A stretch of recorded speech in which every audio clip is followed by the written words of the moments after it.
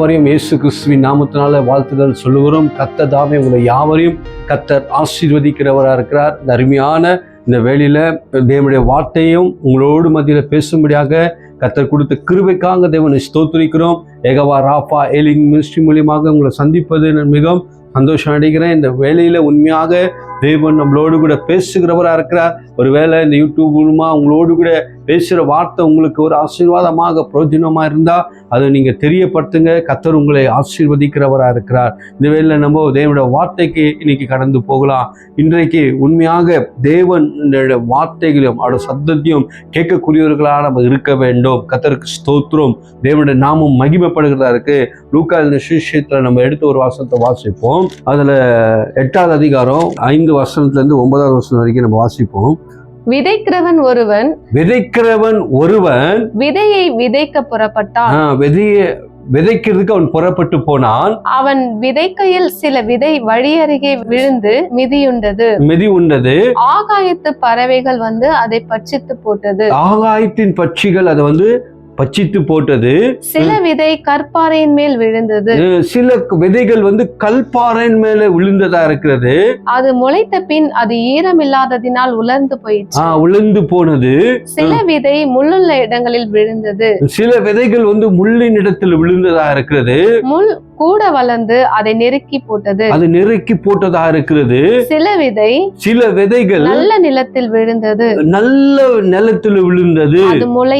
அது முளைத்து ஒன்று 100 பலன் கொடுத்தது. இவைகளை சொல்லி கேட்கிறதற்கு காதுள்ளவன் கேட்க கடவன் என்று சத்தமிட்டு கூறினார். காதுள்ளவன் கேட்க கடவன் என்று சத்தமிட்டு சொல்லக்கூடிய காரியமா இருக்கு. பாருங்க, இதுல சில விதைய விதைக்க சிலன் புறப்பட்டு போனானாம்.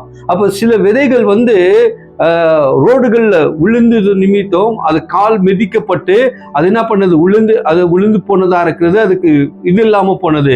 சில விதைகள் வந்து பாறையின் மேல விழுந்துப்பட்டதா இருக்கிறது.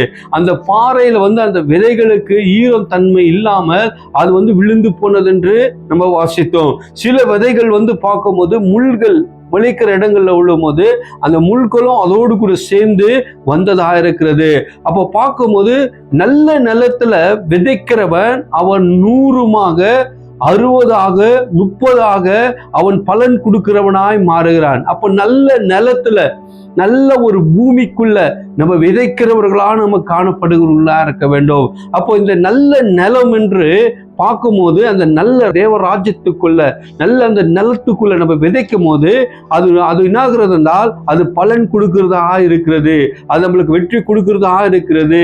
இன்னைக்கு நம்ம பார்க்கும்போது சில விவசாயிகள் எல்லாம் பார்க்கும்போது இந்த ஒரு நல்ல ஒரு பலன் வரணும் என்றால், நல்ல கனிகள் அதுக்குள்ள வரணும் என்றால் அவர்கள் என்ன பண்ணுவார்கள் என்றால், அவர்கள் வந்து அந்த பூமியை என்ன பண்ணுவாங்க, நல்லா அந்த மண்ணை லூஸ் பண்ணி அதுக்குள்ள நல்ல ஒரு ஏர் ஓட்டி அதுக்குள்ள அந்த மண்ணெல்லாம் இது பண்ணி அதுக்கப்புறம் என்ன பண்ணுவாங்கன்னா அவங்க விதையை போடுவாங்க. அந்த விதையை போடும் போது என்ன ஆகுறது என்றால், அவர்களுக்கு தெரியாது இந்த விதையில என்ன கிடைக்கும், என்ன பலன் கிடைக்கும்ன்றது தெரியாது. அது வளர்ந்து வந்த பிறகுதான் அவர்கள் தெரியும் இதுல நாங்கள் பெற்றுக்கொள்ள முடியாமா என்று. அது வளர்ந்து அது கனி கொடுக்கும்போது மட்டும்தான் தெரியும். அப்போ இன்றைக்கு நம்ம வந்து நல்ல நிலத்துல நம்ம விதைக்கும் போது நம்மளுக்கு ஒரு நிச்சயம், ஒரு விசுவாசம், நம்மளுக்கு நிச்சயம் ஒரு முடிவு நமக்குள்ள இருக்கணும்.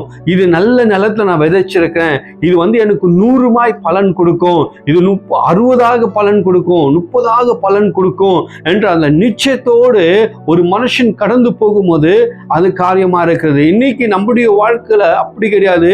நம்முடைய விதைகளை எங்கெங்கயோ விதைச்சிட்டு நடக்கிற இடங்கள்ல விதைச்சிட்டு அங்க போய் நான் பலனை பார்த்தா அங்க நம்மளுக்கு பலன் கிடைக்கும். அதே போல முள்கல்ல போயிட்டு நம்ம விதையை விதைச்சிட்டு ஐயோ நல்ல பலன் எனக்கு கிடைக்கணும் என்று பார்க்கும்போது முள்ளும் கூட சேர்ந்து அது வரக்கூடியதா இருக்கிறது. அப்படி இல்லை, பாறையில போய் விதைச்சிட்டு அங்க போய் நம்ம நல்லதை நம்ம பார்த்தோம்னா கிடைக்காது. தேவன் சொல்றாரு, நல்ல நிலத்துல நீங்க விதைக்கிறவர்களா இருக்க வேண்டுமா. நல்ல நிலத்துல விதைக்கிற ஒரு மனுஷன் அவன் இன்றைக்கு என்ன பண்ண மாட்டான், அவன் தோற்று போக மாட்டான். அப்போ இன்னைக்கு பார்க்கும்போது நம்மளுடைய இந்த விதை என்று பார்க்கும்போது ஒரு பணமாக இருக்கலாம். இந்த விதை நம்ம வந்து சிலருக்கு கொடுக்கிற ஒரு விஷயங்கள் ஆகட்டும், சில நன்மை செய்கிற விஷயங்கள் எல்லாம் ஆகட்டும், இந்த காரியங்களை நல்ல காரியத்துக்கு நம்ம உபயோகப்படுத்துகிறவராக இருக்க வேண்டும். இப்போ வந்து ஒரு மனுஷன் வந்து கேட்குறான், நான் குடிக்கணும், நான் சாராயம் குடிக்கணும், எனக்கு இவ்வளோ பணம் கொடு, இவ்வளோ காரியம் கொடுனா நம்ம என்ன பண்ண முடியாது, அது கொடுக்க நம்மளால முடியாது. தேவ நாமம் தூஷிக்கப்படுகிறதா இருக்கிறது. அப்போ நம்ம என்ன பண்ண வேண்டும், நல்ல ஜனங்களுக்கு, நல்ல ஒரு காரியத்துக்கு, நல்ல ஒரு மக்களுக்கு அதை நம்ம கொடுக்கும் போது அதுல இருந்து நம்ம என்ன பண்றோம், பலனை நம்ம பார்க்கக்கூடியவர்களாக இருக்கிறோம். இன்னைக்கு பல வகையான பாவங்கள் உலகத்துல இருக்கிறது. பல வகையான நீங்க மொபைல் மூலியமாக சில பாவங்கள் இருக்கிறது. அதுல கட்டி இன்னைக்கு பணங்களை வீணாக செலவு பண்ணி அதுல போய் என்ன பண்றாங்க, விழுந்து போகிறவங்களா இருக்கிறாங்க.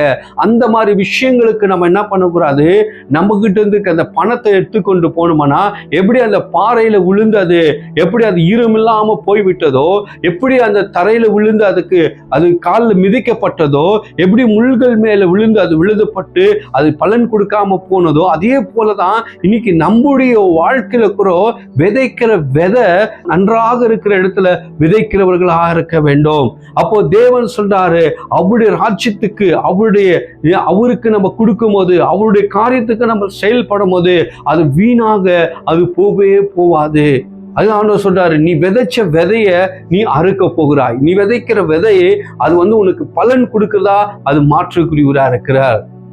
ஒரு மனுஷன் வந்து இப்படியாக சிலர்கிட்ட விதையை கொடுத்தானா, இந்த விதையை வச்சு என்ன பண்ணி ரொம்ப கஷ்டமா இருக்க, ரொம்ப நீ இதா இருக்கிற, இந்த விதையை வச்சு என்ன பண்ணு, நீ கொஞ்சம் பொழைச்சு கொள்ளு, உன்னுடைய விவசாயத்தை நீ பண்ணு, உன்னுடைய காரியத்தை நீ பண்ணு, என்னால முடிஞ்ச நான் ஒரு உதவியை நான் உனக்கு செய்யறேன், இந்த விதையை விதைச்சு என்ன பண்ணு, நீ செயல்படுன்னு.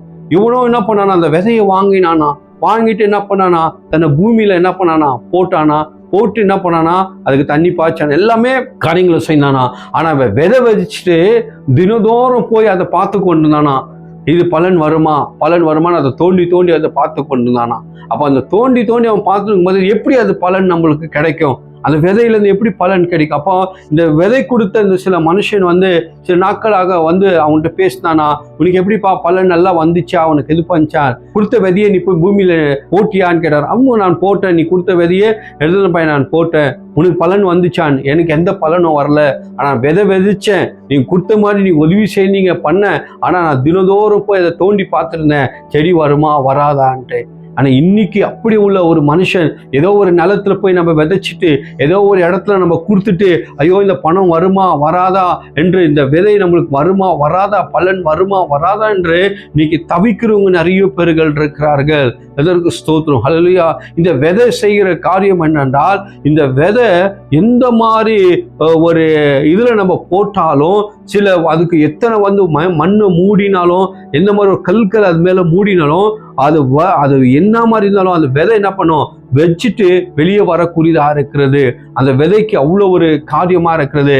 அப்போ நம்ம இன்னைக்கு என்ன பண்ணோம்னா, இந்த விதைய விதைக்கிறதுக்கு நம்ம கற்றுக்கொள்ள வேண்டும். வேதத்துல இருந்து அநேக விஷயங்களை வந்து தேவன் நம்மளோடு கூட பேசுகிறார். எப்படி இந்த விதைகளை நீங்க விதைக்க வேண்டும், எப்படி எந்த நிலத்துல நம்ம விதைக்க கூடாது, எந்த நிலத்துல விதைச்சா நம்மளுக்கு என்ன ஆகுறது, ஆசீர்வாதம் கிடைக்கிறது என்று வேதத்துல இருந்து நம்மளுக்கு நிறைய விஷயங்களை வந்து ஆண்டவர் வந்து இன்னைக்கு பேசியிருக்கிறார். கர்த்தருக்கு ஸ்தோத்திரம், ஹல்லேலூயா. பாருங்க, இதே இந்த சுவிசேஷத்துல நம்ம வாசிக்கும் போது இது வந்து மார்க் சுவிசேஷத்துல சொல்லப்பட்டிருக்கு. மார்க்ல 13வது அதிகாரத்துல 3வது வசனம் சொல்லப்பட்டிருக்கு. மத்திய சுவிசேஷத்துல நம்மளுக்கு 4வது அதிகாரம் 3வது வசனம் சொல்லப்பட்டிருக்கு. இவர்கள் எல்லாம் அந்த விதையை குறித்து இன்னைக்கு இந்த 4 சுவிசேஷங்கள்ல இன்னைக்கு சொல்லப்பட்டுகிற காரியமா இருக்கிறது. எப்படி எந்த நிலத்துல விதைச்சா நம்மளுக்கு பலன் கிடைக்கும், எந்த நிலத்துல பலன் கிடைக்காது என்று இங்கே நம்மளுக்கு என்ன ஆகிறது, இருக்கக்கூடியதா இருக்கிறது. அப்ப இந்த நல்ல நிலத்துல விதைக்கிற மனுஷன் அவன் கம்பீரமாய் அவன் அறக்கக்கூடியவனா இருக்கிறான். அவன் கம்பீரமாய் இந்த பலனை அவன் பார்க்கக்கூடியவனா இருக்கிறான். இன்னைக்கு பாருங்க, சில இதெல்லாம் பார்க்கும்போது சில நிலங்கள்லாம் அந்த விதைச்சு அந்த மரங்கள்ல வர கனிகள் எவ்வளோ டேஸ்டாக இருக்க வேண்டும், டேஸ்டாக இருக்கும். சில கனிகளில் விதைச்சு அவங்க என்னதான் பண்ணாலும் அந்த கனின்ற அந்த பழத்தை நம்மளால சாப்பிடவே முடியாது. ஆனால் பூமியோட தன்மை அப்படியா இருக்கிறது, அந்த மண்ணோட சக்தி அப்படியா இருக்கிறது. ஆனா இன்றைக்கு நம்ம இயேசுவின் நாமத்தினால இன்னைக்கு நல்ல நிலத்துல நம்ம விதைக்கும் போது அது தேவன் நம்மளுக்கு வெறுமையா விட மாட்டாரு, அது ஆசீர்வாதமாய் கர்த்தர் கொடுப்பாரு. அப்போ இந்த விதைகளை ஆண்டவர் எங்க போட சொல்றார்? பிரசங்கியர்ல 11ஆம் அதிகாரம் 6வது வசனத்தை எடுத்து வாசிப்போம். காலையிலே உன் விதையை விதை, மாலையிலே உன் கையை நெகிழ விடாதே. அதுவோ இதுவோ எது வாய்க்குமோ என்றும் இரண்டும் சரியாய் பயன்படுமோ என்று நீ அறியாயே. வெளிச்சம் இன்பமும் சூரியனை காண்பது கண்களுக்கு பிரியமுமா. பிரசங்கி 11ஆவது அதிகாரம் 1லிருந்து ஒரு 3 வசனத்தை வாசிப்போம். உன் ஆகாரத்தை தண்ணீர்கள் மேல் போடு. உன்னுடைய ஆகாரத்தை உன் தண்ணீர் மேல் போடு. அநேக நாட்களுக்கு பின்பு அதன் பலனை காண்பாய். அதனுடைய பலனை நீ காண்பாய். 7 பேருக்கும் 8 பேருக்கும் பகிர்ந்து கொடு. பூமியின் மேல் என்ன ஆபத்து நேரிடுமோ உனக்கு தெரியாது. என்ன ஆபத்து நேரிடும் என்று உனக்கு தெரியாது. மேகங்கள் நிறைந்திருந்தால் மழையை பூமியின் மேல் பொழியும். மரமானது தெற்கே விழுந்தாலும் வடக்கே விழுந்தாலும் விழுந்த இடத்திலேயே மரம் கிடக்கும். விழுந்த இடத்திலே மரம் கிடக்கும். அப்ப இந்த இடத்துல சொல்லப்பட்டிருக்கு, இன்னைக்கு சாயங்கால நேரத்திலயோ எந்த நேரத்திலயோ நம்ம விதைச்ச விதைய நம்ம என்ன பண்ணுமா, நிலத்துல நம்ம விதைக்கிற விதைகள் நம்ம பார்க்கும்போது அது தேவன் நம்மளுக்கு விளைக்க பண்ணுகிறவரா இருக்கிறார்.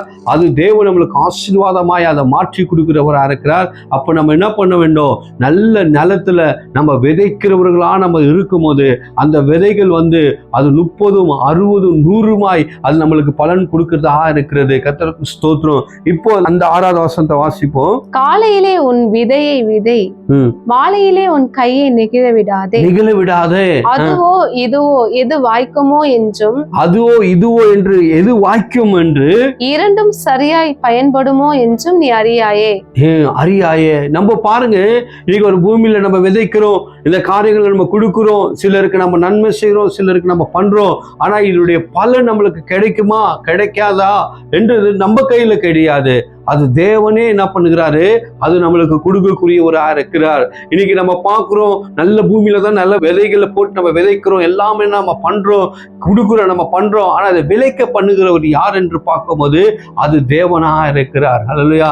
அது தேவன் தான் விளைக்க பண்ணுகிறார். தேவன் தான் எல்லாவற்றிலும் அதனோட சீசனுக்கு தகுந்தபடியாக அந்த காரியங்களை கர்த்தர் வாய்க்க பண்ணுகிறவரா இருக்கிறார். அப்போ நம்ம இன்னைக்கு என்ன பண்ணுவோம்னா, நல்ல நிலத்துல நம்ம விதைத்து அதனுடைய காரியங்களை நம்ம பெற்றுக்கொள்ளுகிறா இருக்கான். தேவனுடைய வாசத்தில் வாரி இறைத்தான். அவனுடைய எல்லா காரியங்களும் அவன் ஒரு நாளும் அவன் வெட்கப்பட்டு போக மாட்டான். விதைக்கிற ஒரு மனுஷன் அவன் எப்போதும் தேவனுக்குள் அவன் வெட்கப்பட்டு போக மாட்டான். அவன் எப்போதும் ஒரு ஜெயத்தை அவன் கொண்டு வருகிறவனா இருக்கிறான். அப்போ காரியங்களை இன்னைக்கு பார்க்கும்போது, இந்த பழைய காலத்துல கூட பார்க்கும்போது அவங்க தானியங்களை விதைச்சு அநேக காரியங்களை அவர்கள் செய்தவர்களா இருந்தார்கள். அதே போலதான் இன்றைக்கு கூட இன்னைக்கு நம்ம நல்ல ஒரு பூமிக்குள்ள நல்ல ஒரு நிலத்துக்குள்ள ஒரு விதைக்கிற ஒரு மனுஷனாக நம்ம காணப்படும் போது தேவன் நம்மளை எல்லாவற்றிலும் தேவன் நம்மளை ஆசீர்வதிக்கிறவராக இருக்கிறார். கர்த்தருக்கு ஸ்தோத்திரம். அப்போ இந்த விதைகள் என்று பார்க்கும்போது தேவன் சீஷருங்க கேட்கிறாங்க, இந்த விதைக்கு என்ன அர்த்தம், இந்த வார்த்தைகளுக்கு என்னன்னா அந்த விதை தான் தேவனா இருக்கிறார். அப்போ இந்த விதை என்று பார்க்கும்போது அது தேவனுடைய காரியமா இருக்கிறது. கர்த்தருக்கு ஸ்தோத்திரம். அப்போ பார்க்கும்போது இந்த மாதிரி ஒரு காரியங்களை நம்ம பெற்றுக்கொள்ளுகிறோம், இந்த மாதிரி ஒரு காரியங்களை நம்ம இருக்கிறோம். ஆனா நமக்குள்ள இந்த காரியங்கள் வருகிறது. இன்னைக்கு நல்ல ஒரு இடத்துல நம்ம விதைக்கிறோம், நல்ல ஒரு காரியத்துல நம்ம செயல் பண்ணணும் என்று நினைக்கிறோம். ஆனா நம்மளுக்கு என்ன பண்றது இல்லைன்னா, சத்துருவானன் நம்மளை என்ன பண்ணுகிறது இல்லை, விழுகிறது கிடையாது. அதுலயே பாருங்க, அந்த லூக்கா சுவிசேஷத்துல எடுத்து வாசிப்போம். அதுல 8வது அதிகாரம் அதுல 9வது வசனத்தை வாசிப்போம். அப்பொழுது அவருடைய சீஷர்கள் இந்த உவமையின் கருத்து என்னவென்று அவரிடத்தில் கேட்டார்கள். அதற்கு அவர் தேவனுடைய ராஜ்யத்தின் ரகசியங்களை அறியும்படி உங்களுக்கு அருளப்பட்டது. மற்றவர்களுக்கோ அவர்கள் கண்டும் காணாதவர்களாகவும் கேட்டும் உணராதவர்களாகவும் இருக்கத்தக்கதாக அவைகள் உவமைகளாக சொல்லப்படுகிறது. அந்த உவமை கருத்தாவது விதை தேவனுடைய வசனம். பாருங்க, இந்த விதை தேவனுடைய வசனம். அல்லேலூயா. வசனம் என்று சொல்லப்பட்டுகிறது. அப்ப இந்த விதையை நம்ம என்ன பண்ணோம்னா, நல்ல நிலத்துல விதைக்கிறவர்களா இருக்க வேண்டும். அப்ப இந்த விதைகளை இன்னைக்கு விதைக்கும் போது நம்ம என்ன பண்ணுவோம், இந்த நல்ல விதைய தேவன் சொல்றாரு, அது தேவனுடைய வசனம் என்று இருக்கு. இதுக்கு அர்த்தம் எங்க சொல்லப்பட்டிருக்கு என்று பார்க்கும்போது, நீங்க மத்திய சுவிசேஷத்துல 7வது அதிகாரத்துல பார்க்கும்போது அதுல சொல்லப்பட்டிருக்கு, நீங்கள் குற்றவாளிகள் என்று தீர்க்கப்படாதபடிக்கு மற்றவர்களை குற்றவாளிகள் என்று தீர்க்காதிருங்கள். ஏனெனில் நீங்கள் மற்றவர்களை தீர்க்கிற தீர்ப்பின்படியே நீங்களும் தீர்க்கப்படுவீர்கள். நீங்கள் மற்றவர்களுக்கு அளக்கிற அளவின்படியே உங்களுக்கும் அளக்கப்படும். நீ உன் கண்ணில் இருக்கிற உத்திரத்தை உணராமல், உன்னுடைய கண்ணில் இருக்கிற உத்திரத்தை நீ உணராமல் உன் சகோதரன் கண்ணில் இருக்கிற துரும்பை பார்க்கிறது என்ன? இதோ உன் கண்ணில் உத்திரம் இருக்கையில் உன் சகோதரனை நோக்கி நான் உன் கண்ணில் இருக்கும் துரும்பை எடுத்து போடட்டும் என்று நீ சொல்வது எப்படி? மாயக்காரனே, முன்பு உன் கண்ணில் இருக்கிற உத்திரத்தை எடுத்து போடு. உன்னோட கண்ணில் இருக்கிற உத்திரத்தை நீ எடுத்து போடு, பின்பு உன் சகோதரன் கண்ணில் இருக்கிற துரும்பை எடுத்து போட வகை பார்ப்பாய். அப்படி கீழே வாசிங்க. பரிசுத்தமானதை நாய்களுக்கு கொடாதேயுங்கள், உங்கள் முத்துக்களை பன்றிகள் முன் போடாதேயுங்கள். அவருடைய முற்றுகள் பன்னிகளுக்கு முன்பாக போடாதீங்க என்றார். அப்ப எது ஆண்டவர் போடாத என்றார் சொல்லப்பட்டிருக்கு. முத்துக்கள் என்றால் என்ன? இன்னைக்கு பார்க்கும்போது இது தேவனுடைய ஒரு வார்த்தையாக காணப்படுகிறதா இருக்கிறது. இந்த தேவனுடைய வார்த்தையா காணப்படுகிறதா இருக்கு. இந்த பன்றிகளுக்கு முன்பாக அப்படியாவது இந்த பன்றி இருக்கிற இடமே என்னாகிறதுனால ஒரு அழுக்கான ஒரு சேற்றுக்குள்ள அது இருக்கும். அந்த பன்றியை பார்க்கும்போது அது ஒரு அழுக்கான காரியங்கள் இருக்கும். அதுக்கு என்ன சொன்னாலும் அதுக்கு என்ன ஆகுறது புரியாது. அந்த மாதிரி ஒரு காரியத்துக்குள்ள அது இருக்குதா இருக்கு. அதுக்கு என்னதான் நீங்க நல்லா அதுக்கு ட்ரெஸ் போட்டு நல்ல ஒரு அழகான ஒரு காரியத்துல வைத்தாலும் அது போய் சேற்றுல விழுறது, சேற்றுல விழுந்து போகிறதா இருக்கிறது. அவைகளுக்கு முன்பாக உன்னுடைய முற்றுக்கள் எடுத்து நீங்க என்ன பண்ணாதீங்க, போடாதீங்க என்றார். இதுல சொல்லப்பட்டிருக்கு. அப்போ பார்க்கும்போது இந்த வார்த்தைகள் நம்ம என்னன்னு, தேவனுடைய வார்த்தைகள் நம்ம என்ன பண்ண வேண்டும், நல்ல இடத்துல நம்ம பேசுகிறவர்களா இருக்க வேண்டும். நல்ல காரியங்களை நம்ம கொண்டு வருகிறவர்களா இருக்க வேண்டும். நம்ம எங்கேயோ வீணான இடங்கள்ல போய் நம்மளோட வார்த்தையை விதைச்சிட்டு வீணான இடங்கள்ல நம்ம அந்த இடத்துல நம்ம பலனை நம்ம பார்க்கணும் என்றால் அந்த பலன் நம்ம என்ன பார்க்க முடியாது. அதுக்கு மேல வசனம் கூட சொல்லப்பட்டிருக்கு. முதல்ல நம்மளோட கண்கள்ல இருக்கிற உத்திரத்தையும் நம்ம கண்கள்ல இருக்கிற இதை நம்ம எடுத்துட்டு மற்றவங்க மேல நம்ம சொல்றதுக்கு நம்ம காரியங்களை ஈடுபடுகிறவங்களா இருக்க வேண்டும். அதுதான் இதுல சொல்லப்பட்டிருக்கு. வேத வசனம் சொல்லப்பட்டிருக்கு. அந்த பாறைகள்ல உள்ளுகிற அந்த விதைகள் அது என்னாகிறது என்றால் அது எந்த நாளும் அது பலன் கொடுக்க முடியாது. அதோட பலன் நம்மளால பார்க்கவே முடியாது. அதோடு கூட என்னாகிறதுனா அந்த கலவைகள், அந்த முள்கள் சேர்க்கக்கூடியதா இருக்கிறது. அந்த மாதிரி இடங்கள்ல எடுத்துன்னு போய் நம்ம என்ன பண்ணிடக்கூடாது, நம்மளோட முத்துக்கள் தேவனுடைய வார்த்தையை நம்ம விதைகள் எடுத்துன்னு போய் நம்ம அந்த மாதிரி இடங்கள்ல விதைச்சிட்டு நம்ம அந்த இடத்துல நம்ம பலன் பார்க்கவே முடியாது. இன்னைக்கு அதுதான் தேவனுடைய வசனம் சொல்லப்பட்டிருக்கு. இன்னைக்கு சத்துருவானவனும் நமக்குள்ள என்ன பண்றானா, கலைகளை விதைச்சிட்டு போயிடுறானா.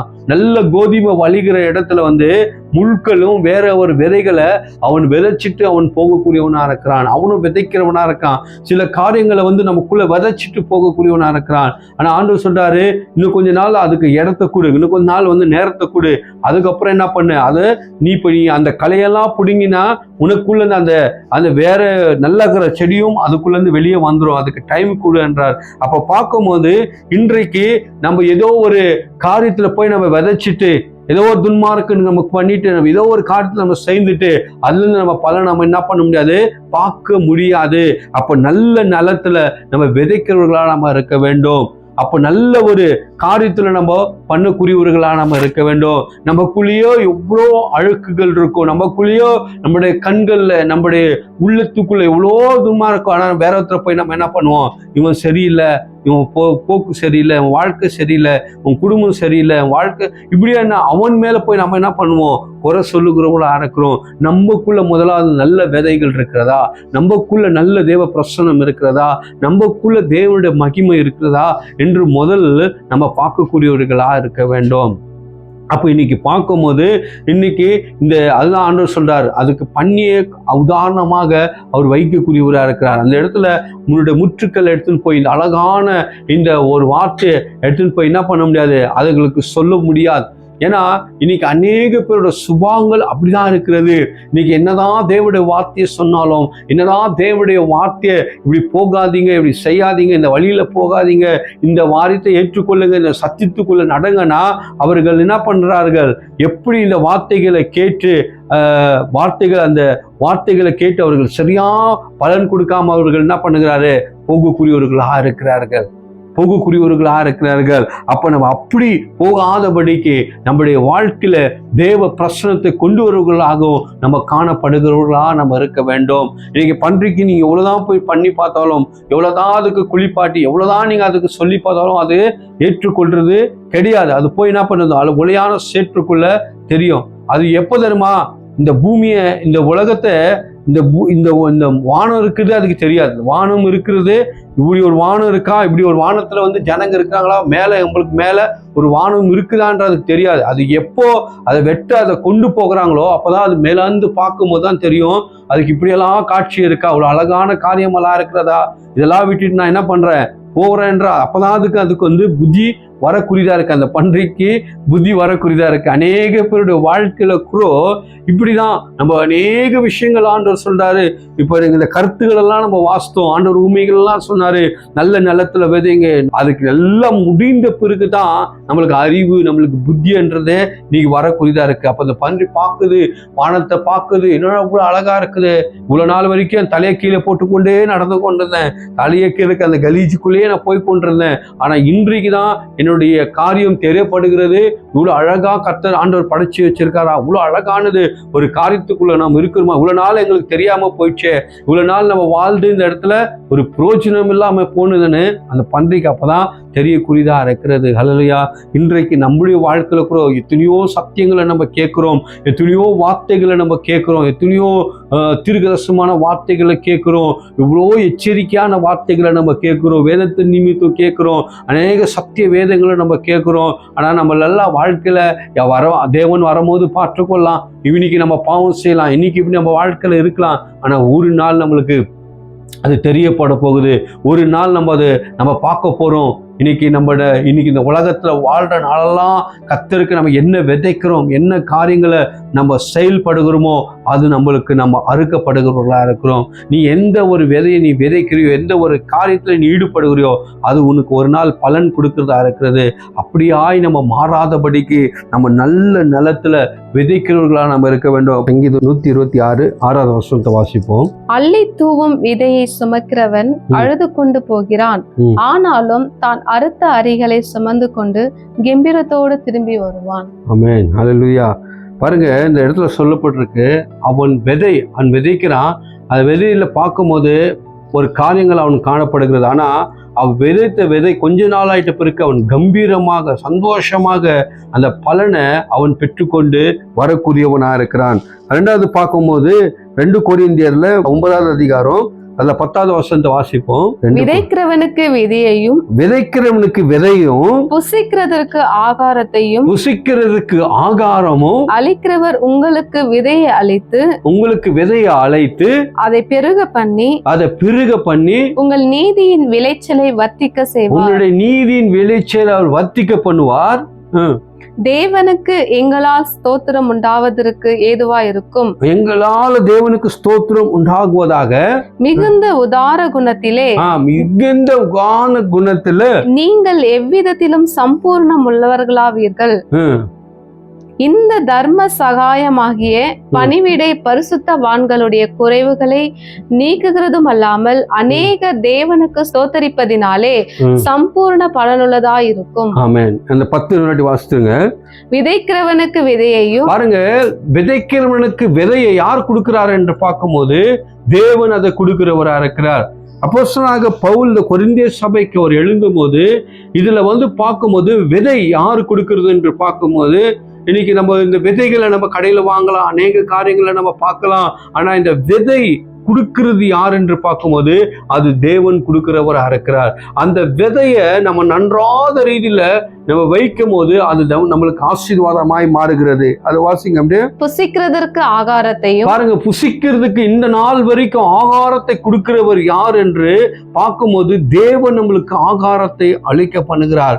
புசிக்கிறதுக்கு ஆகாரத்துல பூமியில விலைகள் வருவதுக்கும் அது பலன் கொடுப்பதுக்கும் தேவன் உதவி செய்கிறவராக இருக்கிறார். இன்னைக்கு நன்றாக தேவன் நம்மளுக்கு உதவி செய்யலாம் என்றால், நல்ல ஒரு பலன் நம்மளுக்கு வரலாம் என்றால், நம்ம விதைச்சியும் அது பிரயோஜனம் இல்லாம இருக்கிறது. வாசிங்க 10.